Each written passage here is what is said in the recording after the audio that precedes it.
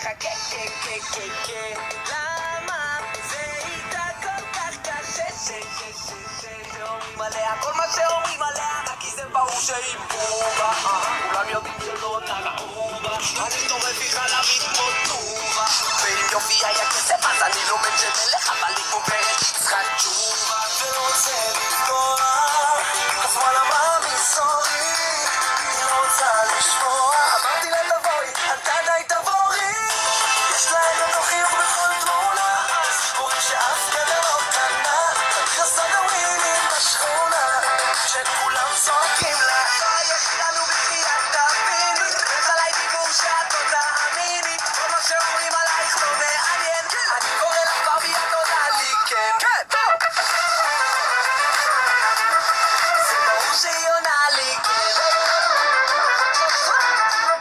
זה ברור שהיא עונה לי כן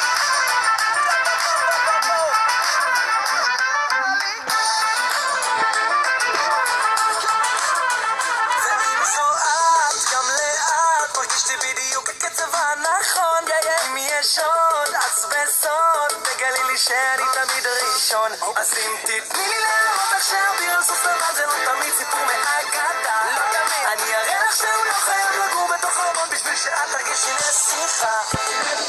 ולא אכפת לי מה כולם אומרים כבר כתבתי לך אלפי שירים ולכולם אותה מנגינה כי את בובה תמיד בכל תמונה נה נה נה נה נה יש לה את התוכים בכל תמונה סיפורי שאף גבר לא קנה היא עושה דווינים בשכונה וכולם צועקים לה יש לה את התוכים בכל תמונה סיפורים שאף גבר לא קנה היא עושה דווינים בשכונה שכולם צועקים לה יש לה את התוכים בכל תמונה סיפורים שאף גבר לא קנה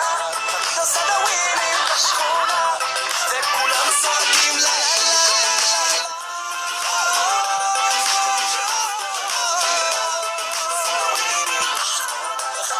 דווינים בשכונה